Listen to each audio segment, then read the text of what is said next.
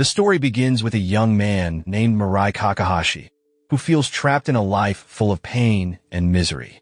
Standing on the edge of a tall building, he decides to end his suffering by doing the unthinkable. Mirai has endured years of unhappiness and sees no reason to keep living. After losing his parents at a young age, Mirai was taken in by his uncle and aunt. However, they treated him cruelly, never showing him love or kindness. Feeling abandoned and unwanted, Mirai grew up with a heavy heart, believing he had no place in the world. Convinced that his decision was final, he leapt from the building. Just as he was about to hit the ground, a radiant angel named Nase appeared and saved him. She lifted him up to a peaceful, cloud-filled place where she introduced herself. Nase promised to bring happiness into Mirai's life by offering him extraordinary powers. She explained that he could choose between two gifts: white wings that would allow him to fly, or a red arrow that could make others obey him. At first, Mirai doubted Nase's words, thinking it was all a dream or an illusion. To test her, he asked for both the wings and the arrow. To his amazement, Nase granted his request, giving him the ability to soar through the sky and wield the power of the red arrow. For the first time, Mirai began to believe that his life might change.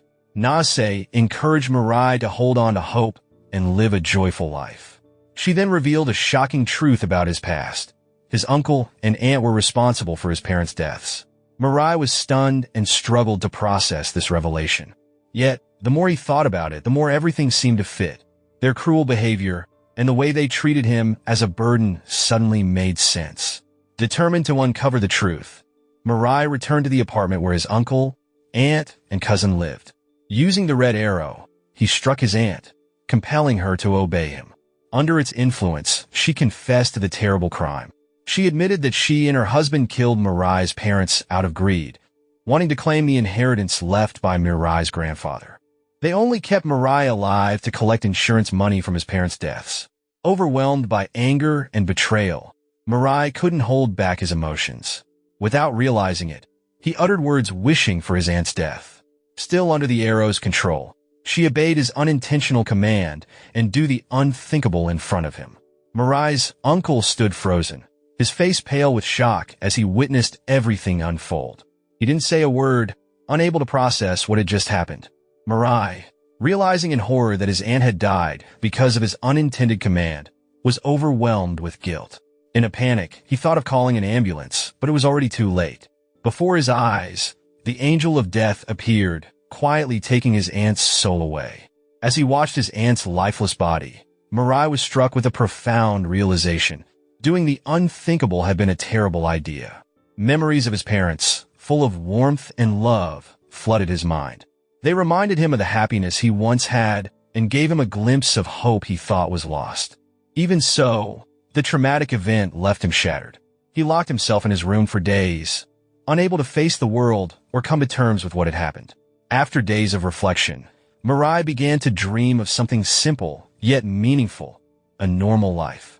He wished for a safe home, enough food, and the chance to return to school.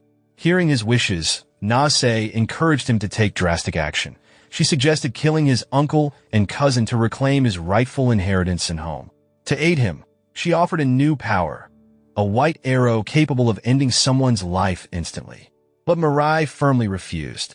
He couldn't bear the thought of using such a deadly tool. Instead, he resolved to deal with his uncle in a more humane way.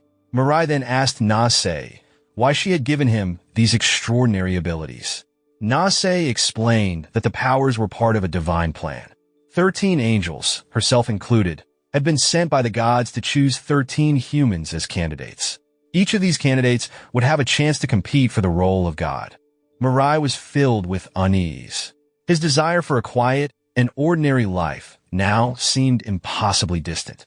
However, Nase revealed that the angels were in a fierce competition, each selecting a human they believed worthy of becoming God. This revelation left Mirai worried and uncertain about the challenges ahead. The next day, as Mirai watched television, he saw a well-known comedian named Tama Rodriguez. Tama was always accompanied by an angel, and it quickly became clear that he was one of the God candidates. Using the red arrow, Tama had manipulated many famous women to fall in love with him. Surrounded by these adoring fans, he lived a luxurious and indulgent life, going on dates with beautiful women every night and enjoying his newfound power. However, Tama's extravagant life came to a sudden end. One evening, a mysterious figure dressed in a cyborg-like costume appeared before him. Without hesitation, the stranger struck Tama with a white arrow, killing him instantly. It was then revealed that this cyborg-like individual was another god candidate. Unlike Mirai, this candidate was determined to eliminate his competition to secure his place as the next god. The next day, Mirai and Nase went to a high school so Mirai could register as a student. To his relief, he was accepted after passing the selection process. Meanwhile, Mirai had also managed to get his uncle to confess to the police that he had murdered Mirai's parents to steal their wealth. With this confession, Mirai was able to reclaim the inheritance that had been taken from him. For a while, everything seemed to be going well, but then Mirai heard the shocking news of Tama's sudden death. Mirai didn't know the cause of Tama's death or that another candidate had killed him. The uncertainty left Mirai feeling anxious and scared that someone might come after him next. One day, while walking through the city, Mirai witnessed a bank robbery. The robbers had taken hostages and reportedly killed some of the bank's visitors. Suddenly, the masked man who had killed Tama appeared. He introduced himself in front of the police as a hero named Metropolitan, claiming that he would protect the city from crime. Using a red arrow, Metropolitan manipulated one of the officers to trust him completely. Then, using his white wings, he flew into the bank. With incredible speed and precision, Metropolitan defeated the robbers, rescuing the hostages who were still alive. After completing his rescue mission, he made a bold announcement. He declared that he had eliminated one of his enemies on Earth, and now only needed to defeat 11 more to become a god. His words sent shockwaves through everyone, including Mirai and Nase. It was then that Mirai and Nase realized the truth. Metropolitan was the one who had killed Tama, and he was now targeting the other god candidates. The situation terrified Mirai. He asked Nase to take away his wings and arrows because he wanted to live a normal, peaceful life.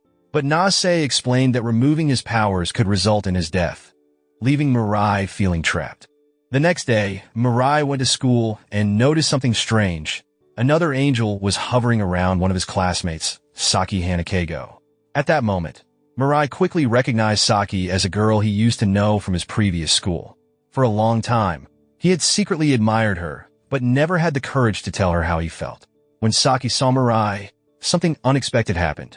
She shot a red arrow at him, instantly making him submit to her will. Under the arrow's influence, Mirai was forced to follow her orders. She instructed him to wait in her room until she returned home from school, leaving him confused and unsure about her true intentions.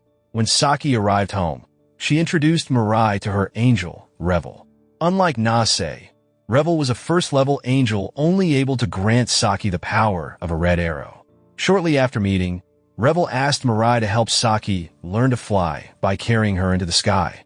Mirai agreed, and together they soared above the clouds, practicing their movements. As they flew, Mirai noticed how sad Saki looked. Her face was filled with gloom, which worried him. He gently encouraged her to be more cheerful and to try living with happiness in her heart. Saki listened quietly, but her sad expression remained. After their practice ended, Revel turned to Mirai and made a surprising request. He asked him to help kill Metropolitan, saying it was the only way to ensure Saki's safety. Although Mirai couldn't imagine taking another person's life, he was still under the influence of Saki's red arrow. Compelled to obey, he reluctantly agreed and began searching for Metropolitan. However, Nase quickly stopped him, warning that it was far too dangerous. She suggested that Revel and Saki work together with them instead. Thankfully, Revel and Saki agreed, and they released Mirai from the red arrow's control. From then on, they decided to stick together as allies. A few days later, Metropolitan appeared on a live television broadcast. He announced that he was inviting the remaining 11 god candidates to meet him at Jinbo Stadium. His tone was friendly, but his true intention was clear. He planned to gather all the candidates in one place so he could eliminate them. The next day, Mirai and Saki decided to attend the meeting. To avoid drawing attention, they sat quietly in the audience, blending in with the crowd. Meanwhile, Nase and Revel stayed behind to watch the live broadcast from a safe distance. ensuring Metropolitan wouldn't suspect that Mirai and Saki were god candidates. As the event began, Metropolitan appeared dramatically in the center of the stadium, surrounded by bright lights. Moments after, several other god candidates joined him on the field. One of them, dressed in a flashy blue ranger costume, suddenly stepped forward and fired a red arrow at Metropolitan. But to everyone's shock, the person on the field was not the real Metropolitan. It was a decoy. The real Metropolitan remained hidden, watching from a safe location. Two other candidates, calling themselves Metro Blue and Metro Yellow, took the stage. They grabbed microphones and demanded that the real Metropolitan reveal himself. As the tension grew, they unmasked themselves. Metro Blue and Metro Yellow were Shogo Hatakeyama and Saburo Tabuchi, two young men who had failed their university exams and lost all hope in life. They had decided to do the unthinkable together, but were saved at the last moment by two female angels who offered them a chance at a brighter future. As Metro Blue and Metro Yellow called out for Metropolitan to face them, a small girl with white wings flew down to the center of the field. Her name was Chiyo Nakayama, a young god candidate chosen by an angel after she tried to do the unthinkable due to relentless bullying at school. Innocent and hopeful, Chiyo intended to join forces with Metro Blue and Metro Yellow. Before she could join them, Metropolitan suddenly appeared, striking her with a red arrow. Now under his control, Chiyo could do nothing but obey his commands. The sight of her being manipulated enraged Metro Blue and Metro Yellow, who urged the other god candidates to join them in fighting Metropolitan. However, they had one condition: anyone joining their group must agree to be shot by their red arrows as proof of trust. Soon after, two new figures, Metro Green and Metro Pink, stepped forward, claiming they were god candidates and wanted to help. Metro Blue and Metro Yellow welcomed them, but it was all a setup. Metro Green and Metro Pink were actually decoys hired by Metropolitan to catch Metro Blue and Metro Yellow off guard. Seizing the moment, Metropolitan unleashed a white arrow at Metro Blue, killing him instantly. Then, he struck Metro Yellow with a red arrow, taking control of him as well. At that moment, the truth was revealed. Metro Green and Metro Pink weren't god candidates at all. They were just regular people bribed by Metropolitan to play along in his scheme. With both Metro Blue dead and Metro Yellow under his control, Metropolitan handcuffed Metro Yellow and Chiyo. In front of the stunned audience, he began executing them. Chiyo, terrified and helpless, screamed for someone to save her, pleading with the crowd for help. Her cries echoed throughout the stadium, but no one dared to act. Mirai and Saki, watching from the stands, were paralyzed with fear and uncertainty. Saki desperately begged anyone to step in and save Chiyo, but it was already too late. Metropolitan ruthlessly killed Chiyo, stealing her power to make himself even stronger. As chaos spread, Nase descended to the field, her presence commanding attention. She confronted Metropolitan and convinced him to speak with her privately. During their conversation, she managed to negotiate safe passage for the remaining god candidates, urging them to leave the stadium and return home. Later that night, Mirai sat in his room, haunted by the horrifying memory of Chiyo's death. Her tragic end brought back memories of his father's words: "Never hate anyone, and never harm others, even if they hurt you first." His father's teachings had shaped him into a kind but naive young man, unable to bring himself to retaliate against others, no matter how cruel they were. The following day, Saki approached Mirai with a bold idea. She suggested they gather the remaining god candidates and form an alliance to defeat Metropolitan. She believed the other candidates also saw Metropolitan as a threat and would be willing to work together. In the middle of their discussion, a middle-aged man named Nanato Makedo showed up unexpectedly. He introduced himself and expressed his desire to join their group. Makedo was an engineer working for a company that built advanced combat suits. He had a family he deeply cared for, but his life had taken a dark turn. Just a few days earlier, Makedo's health had deteriorated due to a terminal illness. Doctors told him he had only 3 months left to live. While grappling with this devastating news, an angel named Barrett appeared before him.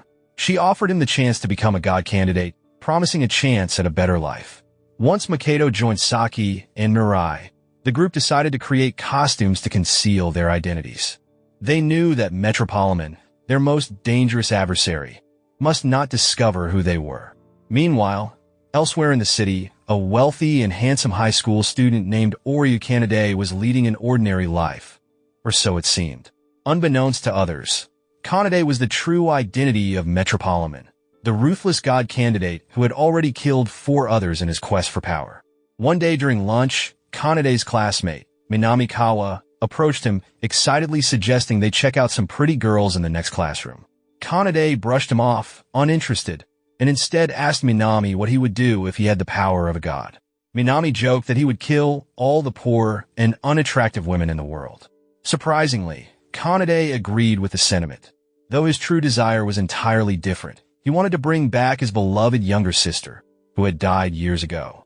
While Kanade lived his double life, Mirai, Saki, and Makoto were busy searching for other god candidates who might join their alliance. After extensive investigations, Makoto compiled a list of people who could potentially be candidates. As they reviewed the list, a breaking news story on television caught their attention. The broadcast reported that a former model named Masurin had gone rogue and was now targeting young teenage girls. Masurin was accused of assaulting and murdering junior high school girls. However, the truth was far darker. Masurin was not acting on her own. Kanade had secretly used a red arrow to control her, forcing her to commit the crimes on his behalf. Additionally, Kanade had distributed his wings and arrows to ordinary humans under his control, using them as pawns to further his ambitions.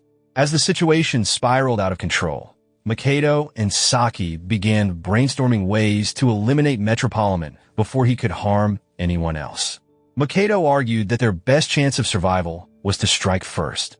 However, Mirai, with his gentle and naive nature, hesitated. The thought of taking someone's life terrified him. Makoto tried to reason with him, explaining that Metropolitan would undoubtedly target them next if they didn't act. He emphasized that Mirai was the only one among them who possessed the white arrow, the ultimate weapon capable of killing Metropolitan. Without his cooperation, their plan was doomed to fail. But Mirai's fear and moral conflict left him overwhelmed. The next morning, after seeing another tragic news report about a girl who had fallen victim to Masurin, Makoto decided to take action. He crafted weapons and handed them to Saki and Mirai, hoping to give them a means to protect themselves from Masurin's attacks. Meanwhile, Masurin, under the control of Metropolitan, continued her rampage.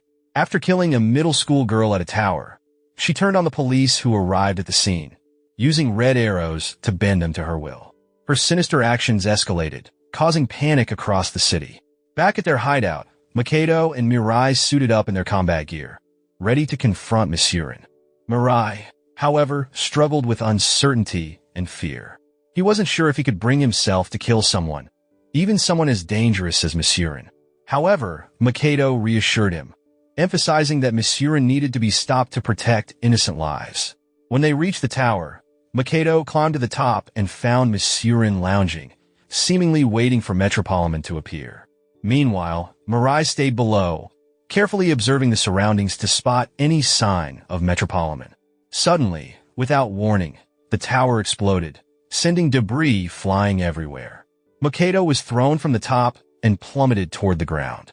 Mirai, acting quickly, flew up and caught him just in time, carrying him to safety.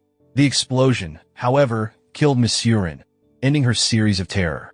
It soon became clear that the explosion was part of Metropolitan's trap, designed to draw out other god candidates and eliminate them. Not long after, Metropolitan approached Mirai and Makoto, forcing them into a corner. He issued an ultimatum: surrender their powers, or he would detonate another building, potentially killing many more innocent people. Faced with this dire situation, Makoto devised a risky plan.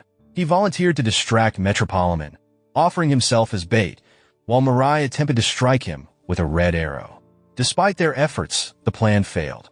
Makoto narrowly avoided being killed by Metropolitan's white arrow, leaving Mirai no choice but to confront their powerful enemy directly. A fierce battle ensued, with the tension mounting as every move was captured on live camera footage from the news crew covering the tower explosion. The fight was intense, with both sides pushing their limits. At a crucial moment, Makoto managed to grab Metropolitan from behind, holding him tightly. He shouted for Mirai to finish the job, but Mirai hesitated, unable to use his white arrow to kill. Taking advantage of Mirai's hesitation, Metropolitan struggled to break free. Before he could escape, Makedo fired his gun at Metropolitan's mask, shattering it and revealing his true face to Mirai and the cameras. That night, when Mirai, Saki, and Makedo gathered at Saki's house to reflect on what had happened, Mirai felt deep feelings of guilt. He admits that he does not believe he is suitable for this battle, admitting that his inability to kill makes him a burden to the team. Over the past few days, rumors began to spread among Saki's friends about her relationship with Mirai. They whispered and speculated, accusing her of having a secret romance with him. Frustrated by the gossip, Saki firmly denied the accusations, insisting that she didn't have any romantic feelings for Mirai. Meanwhile, Mirai silently took it upon himself to protect Saki. Every day, he followed her discreetly, staying close to ensure she wouldn't be caught off guard by Metropolitan or any other god candidate. Elsewhere, Kanade entered his classroom with a noticeable injury on his head. His friends looked concerned and questioned him about what had happened. Kanade brushed off their worries, lying that he had simply slipped on the stairs. However, Minami, one of his classmates, had grown suspicious of Kanade's strange behavior. After piecing together the clues, Minami realized the shocking truth that Kanade was Metropolitan. Fearful for her own safety, she chose to act as though she knew nothing, keeping her distance from him. Back with Mirai, Saki, and Makedo, the group gathered to analyze the clues they had about Metropolitan's identity. Mirai described him as a young man close to his own age, with pale white skin and strikingly handsome features. Intrigued by the description, Makedo asked Mirai to focus on recalling the man's face and sketch it on paper to help narrow down their search. One night, Saki unexpectedly approached Mirai with a heavy heart. Without explaining, she lay down beside him, her emotions overwhelming her. Quietly, she apologized for the way she had treated him in the past. Back when they were in high school together, Saki admitted that she had bullied Mirai, mocking and isolating him, never realizing the depth of pain she was causing. Saki went on to reveal that the day she decided to apologize, she had witnessed something that changed her life forever. She saw Mirai standing on the edge of a building, preparing to do the unthinkable. The memory of that moment haunted her, filling her with guilt and regret. Feeling responsible for his despair, Saki herself became overwhelmed by shame. At one point, she even considered doing the unthinkable by walking into the sea, believing it was the only way to atone for her actions. During this time, Saki became one of the god candidates as she met Revel, her angel. Despite this new path, she remained tormented by guilt over how she had treated Mirai in the past.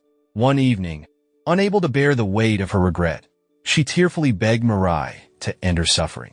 To her shock, Mirai appeared to agree. He lifted her into the air, holding her high above the ground, as if to drop her. Revel, witnessing this, panicked and tried to intervene, but Nase stopped him, insisting that Mirai's actions were part of something greater. As Mirai loosened his grip, Saki's fear consumed her. In that terrifying moment, she realized she didn't want to die. Desperate, she clung to Mirai's hand and begged for his forgiveness. Mirai, who had never harbored hatred for her, pulled her back to safety. In the end, tears streamed down her face as they made a heartfelt promise to protect one another and strive for a happier, brighter future together. With her guilt lifted, Saki's demeanor transformed. She became more cheerful and determined to contribute to their mission. She even took the initiative to rent a larger apartment, turning it into their new base of operations where the team could meet and plan more effectively. Feeling inspired, Saki asked Barrett how she could obtain a pair of white wings like Mirai's.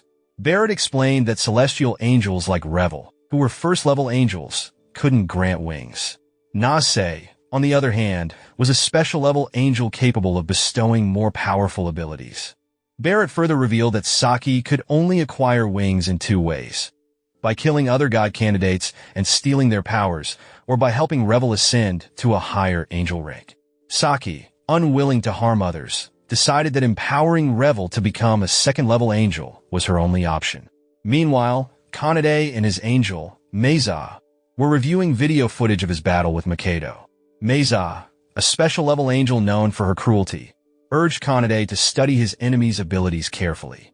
She continually pushed him to eliminate other god candidates to secure his position. Back at Mirai's team, They arrived at an abandoned church they planned to use as their new headquarters.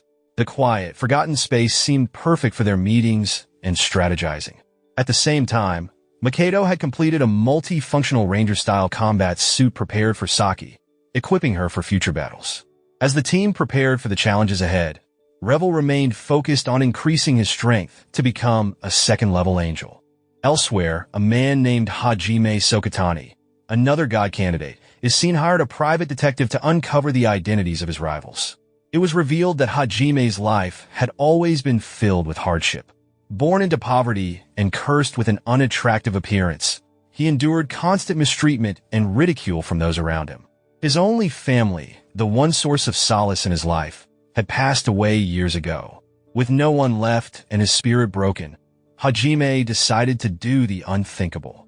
Just as he was about to take the final step, a male angel named Balta appeared before him. Balta offered Hajime a chance at an easier and better life. Inspired by this opportunity, Hajime accepted and became a god candidate. Using the power of the red arrow, Hajime made a girl fall in love with him, finally experiencing the affection he had always craved. However, when he leaned in to kiss her, he caught a glimpse of his reflection. The sight of his own face filled him with shame and insecurity. Determined to change how others saw him, Hajime underwent plastic surgery to transform his appearance. After the procedure, he emerged as a strikingly handsome man, someone who could now command admiration instead of scorn. Fueled by his newfound confidence, Hajime became obsessed with another god candidate, Kanade, after discovering his identity. Seeing Kanade as someone to idolize, Hajime chose to work with him, allowing himself to be used as his pawn. Kanade wasted no time in using Hajime for his schemes. One day, Hajime carried out Kanade's orders and kidnapped Mikado's wife and daughter, holding them hostage in a building at an amusement park. Kanade then contacted Mikado, revealing the location of his family to lure him into a trap. When Mikado learned about his family's situation, he and Mirai immediately set out for the amusement park with Nase, while Saki stayed behind with Revel to work on increasing his angel rank so he could give Saki a pair of wings. At the amusement park, Mikado rushed into the greenhouse where his wife and daughter were supposedly being held. However, it turned out to be a trap set by Kanade and Hajime. The two launched a coordinated attack, striking from different directions. Mirai, seeing Mikado in danger, dodged the attacks and entered the greenhouse to assist in rescuing Mikado's family. The situation grew more desperate as Mirai and Mikado tried to carry Mikado's wife and daughter to safety. Despite their best efforts, every attempt to escape the greenhouse failed, and they found themselves trapped. Satisfied with their success, Kanade left Hajime to guard the greenhouse while he monitored the situation remotely from his home. As Hajime watched over Mikado and his family, he couldn't help but feel conflicted. For the first time, he saw something that deeply moved him: Mikado's willingness to sacrifice himself to protect his loved ones. After being trapped in the greenhouse for days, Mirai and Mikado grew weaker, their energy drained from overusing their powers. Meanwhile, back at their hideout, Saki became increasingly worried as Mirai didn't return. Overwhelmed by fear and sadness, she burst into tears. Surprisingly, her deep emotions triggered a miraculous transformation in Revel, elevating him to a second-level angel. With his newfound power, Revel gifted Saki a pair of white wings. Empowered by this gift, Saki immediately flew to the greenhouse to rescue Mirai and Mikado. Upon her arrival, Nase and Barrett, who had been secretly observing, joined forces to assist in the mission. Together, they devised a plan to shoot a red arrow at Hajime, hoping to gain control over him. Moments later, Saki successfully hit Hajime with the arrow, bending him to her will. Now under her influence, Hajime was charmed by her kindness and courage. Saki then persuaded him to switch sides and help her fight against Kanade. Completely captivated by her, Hajime agreed and used his sword to attack the greenhouse, creating large cracks in the structure. Kanade, realizing his plans were falling apart, rushed to the scene and attempted to attack Saki.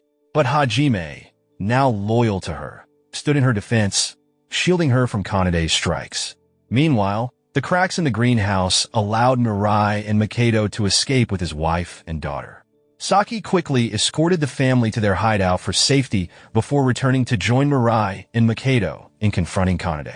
At their meeting point, Revel suggested that Saki, Mirai, and Makoto shoot red arrows at each other. This would ensure they couldn't be controlled by enemy arrows during the battle. As they prepared, Kanade's subordinates arrived, and he ordered Hajime to eliminate the remaining candidates. Hajime's first opponent was a man in heavy combat armor, whom he defeated swiftly. His next challenge was Fuyuko Kohinada, a god candidate armed with a deadly virus weapon. Fuyuko planned to release a virus bomb into the air, threatening to wipe out humanity with its contamination. Kanade, seizing the opportunity, encouraged Fuyuko to target Mirai and his allies first.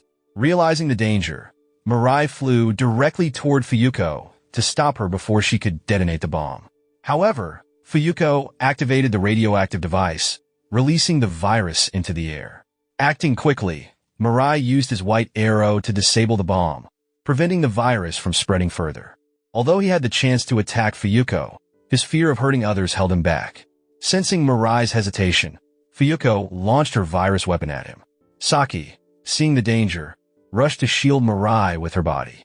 But before she could, Hajime, deeply in love with Saki, stepped in and sacrificed himself to save her.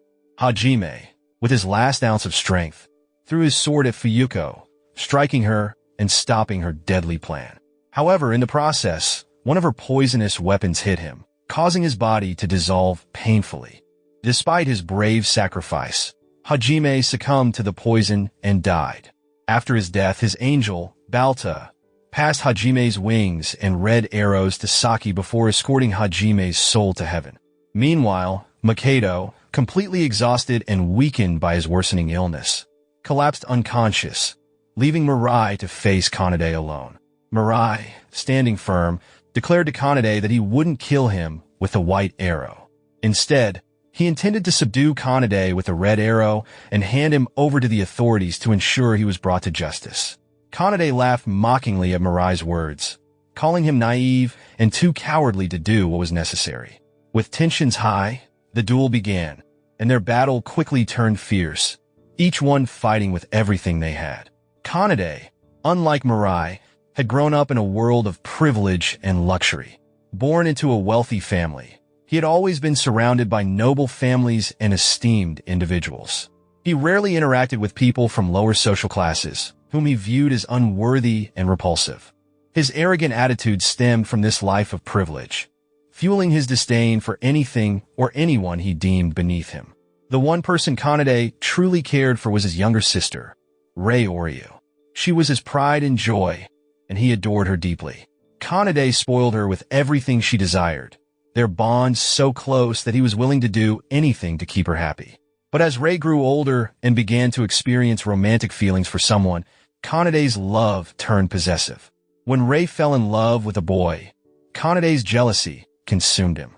He couldn't bear the thought of losing her to someone else. One tragic night, when Rei tried to meet the boy she loved, Kanade's anger boiled over. He tried to stop her, but in the chaos, Rei accidentally fell from the castle's high balcony. She hit her head hard and died instantly. Devastated by her death, Kanade secretly preserved her body, refusing to let go of her memory. Over time, the emptiness in Kanade's life became unbearable. Without Rei, he spiraled into depression, ultimately deciding to do the unthinkable. At the brink of death, the angel Meza appeared before him, choosing him as a god candidate. Meza promised Kanade a chance to achieve his ultimate goal, to become god and resurrect Rei. Desperate for this opportunity, Kanade eagerly accepted. Back in the present, Kanade and Mirai continued their battle, exchanging arrows in an intense duel. The fight, filled with action, was broadcast live by television stations, capturing the attention of viewers everywhere. Among them was Susumu Yuto, a young god candidate who watched the battle with excitement. After an intense and grueling battle, Mirai finally managed to capture Kanade by ensnaring him with a rope. This was only possible with the help of Saki and their allies. Immobilized and unable to fight back, Kanade seemed defeated. At that moment, Makoto, who had regained consciousness after fainting, prepared to deliver the final blow. Despite his weakened state, Makoto summoned all his remaining strength, fueled by memories of his family and the people he wanted to protect, and fired his weapon at Kanade. Surprisingly, though Kanade was killed, Makoto didn't inherit his wings or the power of the white arrow. The truth soon came to light. Kanade's powers had already been promised to someone else. Before the battle began, Susumu Yuto had secretly shot a red arrow into Kanade's body. Under the arrow's influence, Kanade had agreed to transfer all his powers to Susumu upon his death. As the battle came to an end, Mirai and the others rushed Makoto to the hospital, hoping to save him. But despite their efforts, Makoto's condition was too far gone. His cancer had reached its final stage, spreading uncontrollably through his body. Not long after, Makoto passed away peacefully, surrounded by the people he cared about. After his death, Barrett, Makoto's angel, transferred his remaining power to Saki before guiding Makoto's soul to the heavens. His family and friends, who had fought alongside him until the very end, were left to mourn the loss of a brave and selfless family members. That night, as Mirai sat quietly, grieving, Saki approached him. She, too, was heartbroken by Makoto's passing and tried to comfort Mirai. During their conversation, Saki revealed the reason why Makoto hadn't received Kanade's powers. Apparently, Susumu had secretly shot Kanade with a red arrow while he was at school, forcing him to fight Mirai. Susumu's ultimate goal wasn't just to eliminate Kanade, but to gain control of Mirai's white arrow, the most powerful weapon of all. Later that evening, Mirai began analyzing the remaining god candidates, calculating their strengths and preparing himself for the possibility that the most powerful among them might attack. With only a few candidates left, Mirai knew the battle for the position of god was far from over. The next morning, as Mirai and Saki shared breakfast, the angels gathered in the sky to discuss the situation. With only 7 god candidates remaining, the angels speculated about who would emerge victorious and become the next god. However, the outcome was still uncertain, and they could only watch as events unfolded. After the meeting, Revel descended to Mirai and Saki's breakfast table with urgent news. He showed them a live broadcast of a young boy claiming to be a god candidate. The boy was Susumu Yuto, a child from a humble family. Despite having loving parents, Susumu's life was lonely. His parents were always preoccupied with their work, leaving them unaware of their son's secret life as a god candidate. It was revealed that Susumu grew up in a world devoid of love and companionship. Without his parents' attention or the comfort of friends, he felt the heavy weight of loneliness from an early age. One day, overwhelmed by emptiness, Susumu noticed a bottle of sleeping pills on the table and decided to do the unthinkable. Just as he was about to take the pills, a male angel named Panema appeared before him. Panema offered Susumu the chance to become one of the god candidates, promising a path to a brighter future. With Panema's help, Susumu received the power of the red arrow. For the first time, his life began to change. The children who once ignored him suddenly wanted to play with him, drawn to his charm under the arrow's influence. For Susumu, it felt like a dream come true. When Susumu saw Metropolitan on television, he quickly realized that the existence of god candidates like himself put his life in danger. Determined to protect himself, Susumu sought out Metropolitan and shot him with a red arrow, gaining control over him. Back in the present, during Susumu's live broadcast, he addressed the other god candidates, inviting them to gather and hold a meeting. His goal was to decide, as a group, who among them deserved to become god. This bold announcement caused widespread chaos. The broadcast was seen by people across the country, and it threw the government into a chaos. As a result, authorities scrambled to track down Susumu and the other god candidates. Special forces were deployed to capture him, but when they finally located his position, Susumu used his powers to escape effortlessly, vanishing within seconds.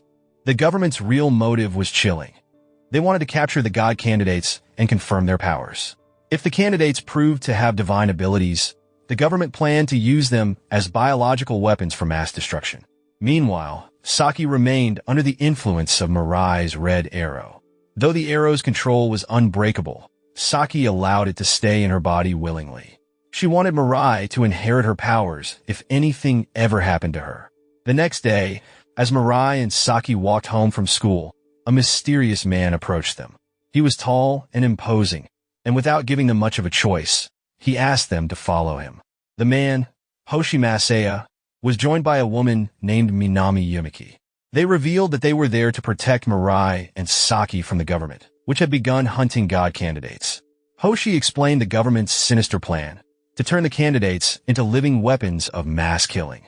To keep them safe, he took Mirai and Saki to an apartment in a hidden part of the city where they could live under the protection of Minami Yumiki. At first, Mirai was skeptical of Hoshi's intentions. He suspected Hoshi might be a criminal trying to use them for his own gain. However, Nase assured Mirai that Hoshi was telling the truth and that there was no need to be suspicious of him. Reluctantly, Mirai decided to trust Hoshi. To strengthen their bond, Saki gave one of her power rings to Yumiki. With the ring, Yumiki could see angels for the first time. Overwhelmed by the sight, she watched as her new pair of white wings carried her gracefully into the sky. With their trust in Yumiki solidified, she joined the group and began helping them track the remaining 4 unidentified god candidates. After thorough research and combing through data, Yumiki discovered that one of the female candidates, Yuri Temari, had been arrested by the police. However, the identities of the other candidates remained a mystery. The next day, Saki and Mirai decided to expand their search by questioning Minami, who had been Kanade's close friend. Initially, they suspected Minami might be a god candidate because of his ability to charm and date a beautiful underage girl. However, after their interrogation, it became clear that Minami was just an ordinary human with no special powers. Realizing this, Mirai came up with a clever plan. They spread false information online, making it seem like Minami was a god candidate. This would serve as a distraction while they continued their real search. After searching various locations, Mirai and Saki finally found one of the candidates, a 13-year-old boy named Nakomi. At that moment, Nakomi was attempting to do the unthinkable alongside his older brother due to their dire circumstances. Fortunately, Mirai and Saki managed to stop him and decided to take both Nakomi and his brother to Hoshi's safe house for further discussion. The next day, while Mirai and Saki were out in public wearing their uniforms, Susumu suddenly appeared before them.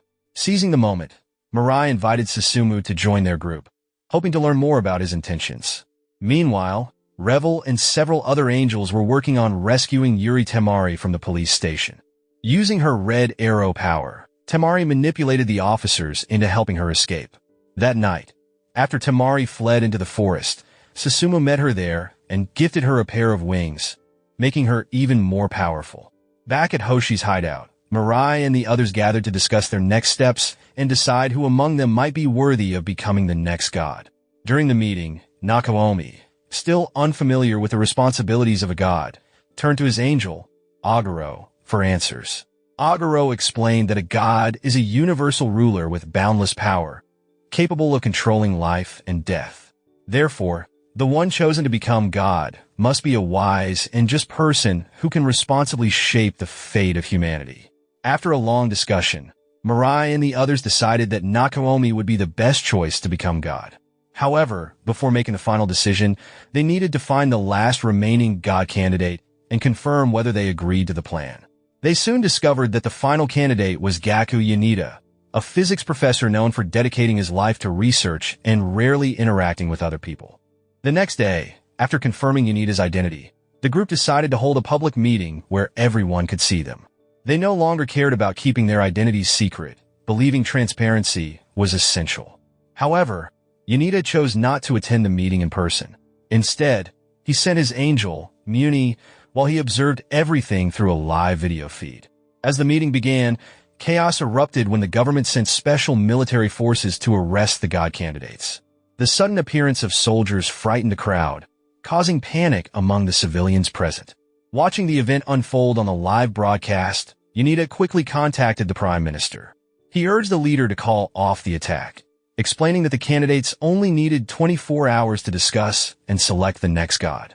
Understanding the gravity of the situation, the Prime Minister ordered the military to retreat, allowing the candidates to proceed with their meeting.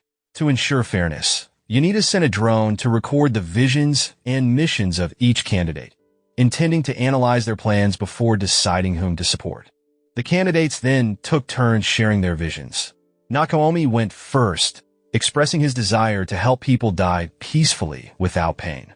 Temari followed, stating her vision to create a world where humans could live luxurious lives without needing to work hard, allowing them to focus on fun and enjoyment. Next, Susumu shared his perspective.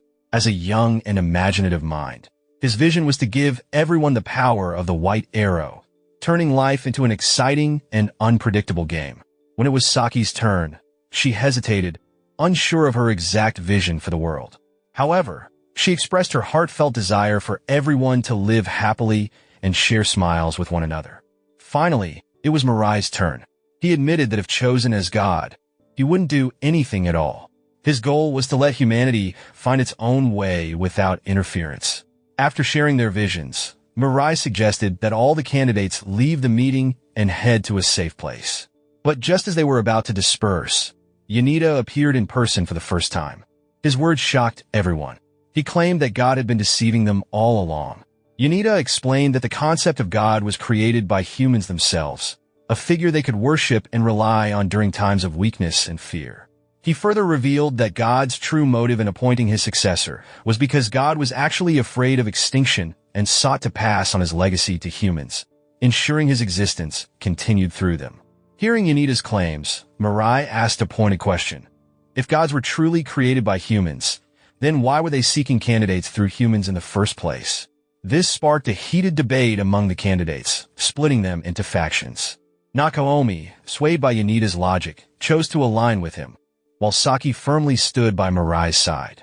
Amid the tense discussion, Susumu noticed something alarming. A sniper was aiming at them. He quickly warned the others about the threat. But before anyone could react, Susumu was struck by a sniper's bullet and fell, barely clinging to life. Yanida acted swiftly, catching Susumu before he hit the ground and carrying him to safety. Mirai and the other candidates took the opportunity to disappear from the scene. Despite Yanida's efforts, Susumu succumbed to his injuries. In a calculated move, Yanida killed him to claim his powers. The following day, Mirai, Saki, and Temari regrouped at Hoshi's house, where they made a significant decision. Mirai would become the next god. However, Yanida had his own plans. He used a red arrow to control Naomi, turning the boy into his ally. At the same time, Yumiki, who had been secretly plotting, controlled Hoshi with a red arrow. Her goal was to extract information about the government's plans for the god candidates. Once under Yumiki's control, Hoshi revealed an unexpected connection. He and Yanida had been classmates in high school. Yanida, however, had only attended school for 2 weeks before choosing to study independently at home. His solitary focus on learning led him to become the brilliant researcher he was today. Yanida later shared the story of his first encounter with Muni, the Angel of Destruction. Despite his fame and success, Yanida had grown disillusioned with life. His groundbreaking research forced him to attend countless meetings and interact with people, leaving him with little time for his true passion, completing his studies. Frustrated, he decided to do the unthinkable by consuming a lethal dose of sleeping pills. But Muni intervened, stopping him from carrying out his plan and offering him a chance to become a god candidate. After recounting his story, Yanida turned to Aguro, asking for information about the angels sent by the gods. Aguro explained that special-level angels like Nase were particularly dangerous because of their unique abilities, such as the power to physically connect with humans and influence them in profound ways. Meanwhile, Mirai acted to protect his allies. He shot red arrows at Yumiki and Hoshi, ensuring that no one else could control them. However, Yanida had already taken more extreme measures. Using red arrows, he controlled the prime minister and several key government officials, securing their loyalty. With the government now under his influence, Yanida ordered the establishment of a secure meeting place for the god candidates. He also issued a public appeal, urging citizens not to interfere with the process. Furthermore, Yanida instructed the prime minister and the National Defense Department to refrain from harming any god candidates without his approval. That night, Minami was sitting in a park with his girlfriend, Sayuri, enjoying the quiet evening. Suddenly, they noticed Mirai and Saki soaring through the sky, their figures glowing like shooting stars. Inspired by the beautiful sight, Minami and Sayuri decided to fly to a nearby hill to watch the sunrise together before the god candidates' meeting began. The next morning, as the meeting prepared to start, the stadium was surrounded by tight security. Police officers were stationed everywhere to maintain order, while members of the media were allowed inside to cover the event. The meeting was broadcast live, drawing the attention of people around the world. When all the god candidates had gathered, Hoshi took the opportunity to speak with Yanida, trying to persuade him to end the chaos he had created. However, Yanida was unmoved. He dismissed Hoshi's pleas, revealing that he had already planned to eliminate the other candidates with the help of Nakomi, who was under his control. An argument soon broke out between Yanida and Mirai, who expressed his strong desire to become god and use the position to make the world a better place. Yanida, however, rejected the idea entirely, mocking his goals as unrealistic and naive. To avoid further escalation, Yanida suggested that the other candidates leave the stadium, allowing him and Mirai to discuss the matter privately. As a result, Nakomi escorted Saki and the others away, while Hoshi chose to stay behind, hoping to mediate between Mirai and Yanida. During their conversation, Mirai passionately defended his belief in creating a better world, but Yanida dismissed his ideals as mere cliches. Yanida then revealed a sinister twist. Nakomi had taken Saki hostage. He threatened Mirai, saying that if he didn't comply with his demands, Saki's life would be in danger. Faced with this dire situation, Mirai made a heartbreaking decision. He announced that he would give up his position as a god candidate to save Saki. Hearing this, Yanida expressed disappointment, criticizing Mirai for sacrificing such an important role so easily. But Mirai stood firm, stating he would never regret his choice to protect Saki. Not satisfied, Yanida presented Mirai with an even crueler ultimatum: choose to save himself or sacrifice his own life to ensure Saki's survival. Without hesitation, Mirai chose to sacrifice himself, standing ready as Yanida prepared to strike him with a white arrow. As Yanida's arrow flew toward Mirai, Nase broke the divine rules to intervene. She shielded Mirai, saving him from certain death. However, her actions came with a heavy cost. Nase was demoted to a first-level angel for breaking the rules. After saving Mirai, Nase gave him a choice: decide which power he wanted to keep. Mirai chose to retain the power of the red arrows, valuing their ability to influence others without causing harm. Seeing that Mirai had survived, Yanida attempted a second attack, firing another white arrow. But just before the arrow could reach Mirai, Saki, who had managed to escape Nakomi's control, appeared out of nowhere. Without hesitation, she threw herself into the path of the arrow, saving Mirai once again. Nakomi, now under Yumiki's influence, was no longer capable of harming the other god candidates. As the tension mounted, Temari appeared from the shadows and seized the opportunity to attack Yanida with a white arrow. However, Nase intervened just in time, saving Yanida. Her selfless act earned her another promotion, restoring her status as a special-level angel. Witnessing this, Yanida finally realized the weight of his mistakes and the harm he had caused. Overwhelmed with guilt, Yanida decided to do the unthinkable to atone for everything. But Nakomi, unwilling to lose Yanida, stepped forward and volunteered to become the next god. After a brief discussion, all the candidates agreed, and Nakomi was chosen as the new god. The angels carried him into the sky, where he would meet and merge with the current god's soul. As Nakomi ascended, the wings and white arrow powers of the remaining god candidates vanished, returning them to their ordinary human forms. They felt a sense of relief and closure as they began transitioning back to normal lives. In heaven, Nakomi merged with God's soul, gaining divine understanding and the ability to communicate with the essence of God. With the selection process complete, the surviving candidates returned to their lives, free from the weight of the competition. The next day, Yanida and Temari began a new chapter, channeling their curiosity into researching the power of the red arrows. Meanwhile, Saki and Mirai, their bond stronger than ever, decided to live together and planned to get married after finishing college. Watching from the heavens, Nase observed their happiness with deep emotion. Seeing the life they had built together filled her with a sense of fulfillment and peace. Years later, God, now embodied by Nakomi, used a magical portal to observe the lives of humans on Earth. Through the portal, he saw Saki and Mirai running a successful flower shop, Yanida and Temari passionately pursuing their research, and Hoshi thriving as a police commissioner. happily married to Yumiki. However, alongside the scenes of joy and progress, God noticed a troubling reality. The number of people doing the unthinkable was steadily increasing each year. Saddened and burdened by this, God made a shocking decision. Using a white arrow, he erased his own existence, believing that by erasing himself, he would bring all life in the world to an end. As God disappeared, one by one, the angels began to vanish, and with them, all of humanity.